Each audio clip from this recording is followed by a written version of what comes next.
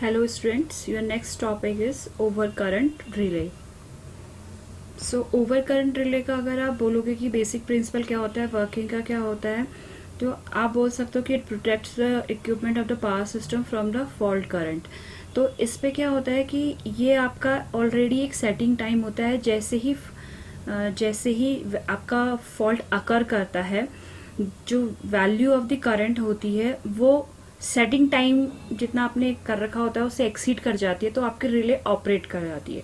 That is the basic principle of a over current relay. So we can say overcurrent relay is defined as the relay which operates only when the value of current is greater than the relay setting time.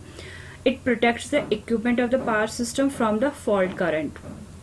Overload protection makes use of relays that operate in a time related in some degree to the thermal capability of the plant to be protected. Over current relay से जो protection दिया जाता है that is और known as the over current protection.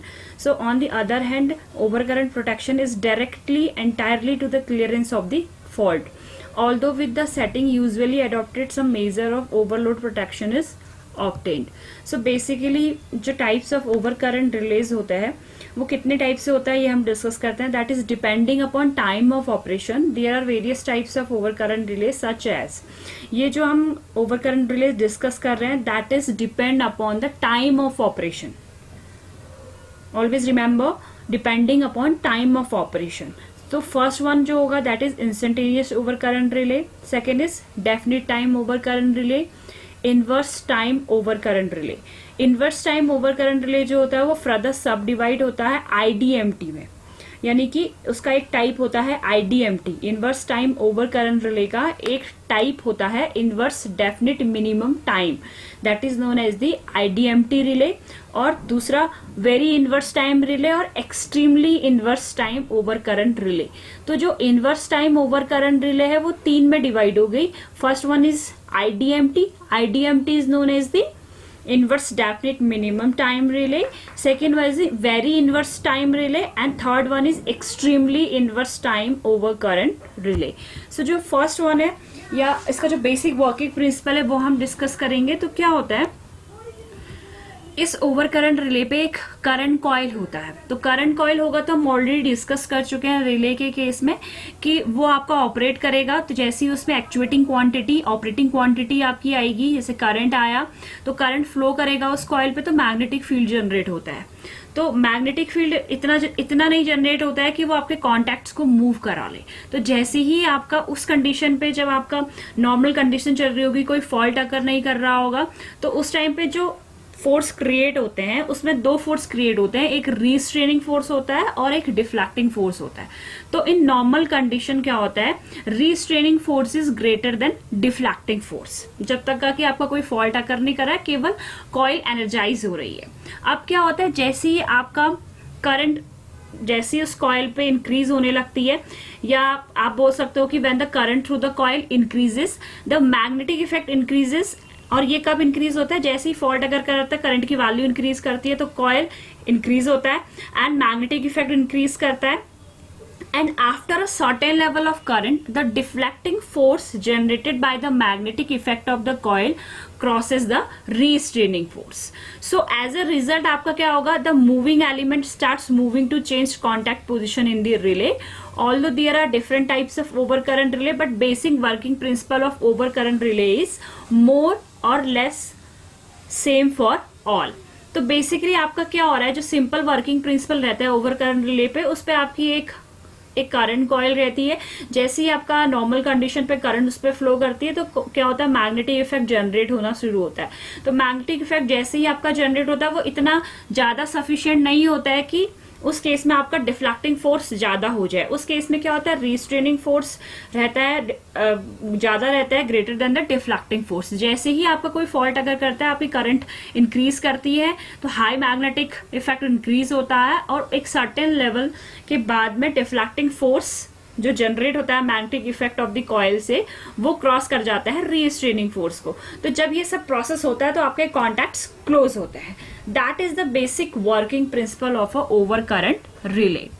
सो पहला जो over current relay है that is instantaneous over current relay. Name में मेंशन है इंस्टेंटेनियस ओवर करंट रिले, तो आपको कोई बेसिकली इसके बहुत सारे पॉइंट्स दिमाग में रखने की जरूरत नहीं। इंस्टेंटेनियस मतलब क्या होगा, जो इसका आपका ऑपरेशन का जो रिले का क्लोज होने का टाइम होगा कॉन्टैक्ट्स का वो बहुत कम होगा, ये इंस्टेंट रिएक्ट करेगा, तुरंत वर्क करेगा। So that's why this is known as the instantaneous over current relay. इसका मतलब क्या हो गया कि जो इसका मोस्ट इंपॉर्टेंट फीचर होगा वो क्या होगा, speed of the operation. So the relay has no intentional time delay for operation. The contacts of the relay are closed instantly when the current inside the relay rises beyond the operational value. The time interval between the instant pickup value and the closing contacts of the relay is very less. मतलब ये बहुत instantaneous over current relay, ये बिल्कुल with in a seconds आपके fault को sense करेगी और तुरंत आपका क्या करेगा, कॉन्टैक्ट्स को क्लोज करेगा। The most significant advantage of the instantaneous relay is that it has low operating time. Okay, it starts operating instantly when the value of current is more than the relay setting. This relay operates only when the impedance between the source and the relay is less than the provided in the section. The most important feature of the relay is their speed, as we already discussed. क्योंकि आपका speed बहुत तेज होगा तभी relay का नाम है instantaneous, तुरंत work करेगा।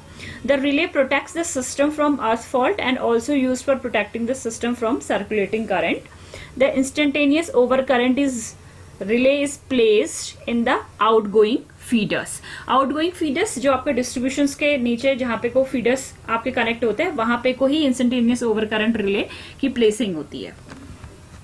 नेक्स्ट है inverse time over current relay. Inverse time is a natural character of any induction type rotating device. पहले भी हमने इंडक्शन कप टाइप बोला था, that is a natural character of any induction type rotating device.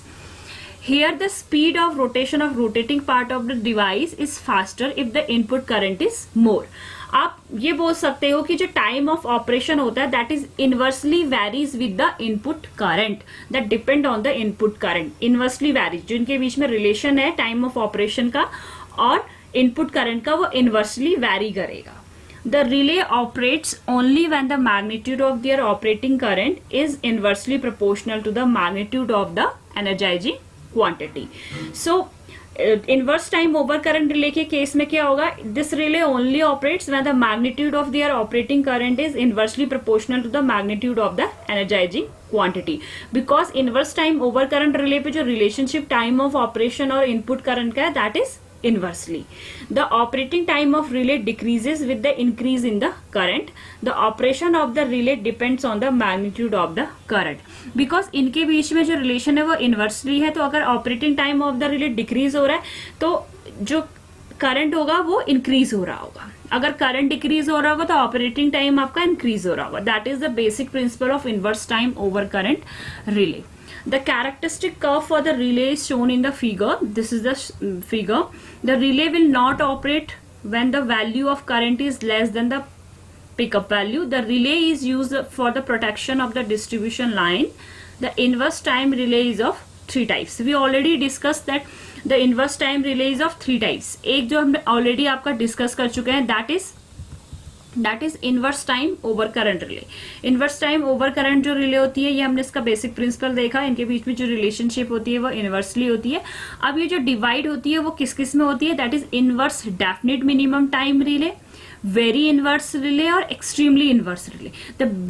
The basic working principle is same कि उनके बीच में जो operation of the time और आपका जो करंट के बीच में रिलेशनशिप होगा वो इनवर्सली होगा। तो जैसे इस वाले कैरेक्टरिस्टिक्स पे आप देखिए, इस पे सारे रिले के कैरेक्टरिस्टिक्स ड्रॉ हैं। तो बेसिकली जो कैरेक्टरिस्टिक ड्रॉ हुए हैं दो चीज के बीच में हुआ है, एक ऑपरेटिंग टाइम इन सेकेंड्स पे और एक मल्टीपल्स ऑफ प्लग सेटिंग पे। तो जो definite time over current relay होगा ये उसका कैरेक्टरिस्टिक्स आपका ये शो हो रहा है, और जो आपका आईडीएमटी होगा inverse definite minimum time relay, उसका कैरेक्टरिस्टिक्स ये है। वेरी इनवर्स जब आप रिले की बात करोगे तो उसका कैरेक्टरिस्टिक्स इस तरीके से ड्रॉ होता है। एक्सट्रीमली इनवर्स का कैरेक्टरिस्टिक्स ये ड्रॉ होता है। तो बेसिकली आप ये देख रहे हो कि इनके बीच में जो रिलेशनशिप हो रहा है वो वेरी इनवर्स में, इसलिए वेरी इनवर्स बोला गया क्योंकि रिलेशनशिप बहुत ज्यादा इनवर्स है। इसमें एक्सट्रीमली इनवर्स है इन दोनों के बीच का relationship.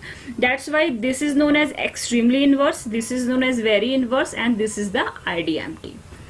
So the first one is inverse definite minimum time relay. That relay is basically in simplest form known as IDMT relay. The operating time of the relay is maintained by adjusting the time delay setting. The IDMT relay uses the electromagnetic core because it can easily saturate for the current having larger magnitude than pickup current.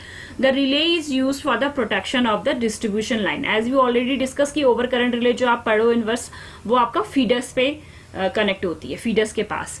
Very inverse relay क्या होता है? The inverse characteristics of the relay is more than the IDMT. Characteristics वही रहेगा कि inversely रहेगा, time of operation और current के बीच में जो रिलेशनशिप रहेगा वो इनवर्सली रहेगा.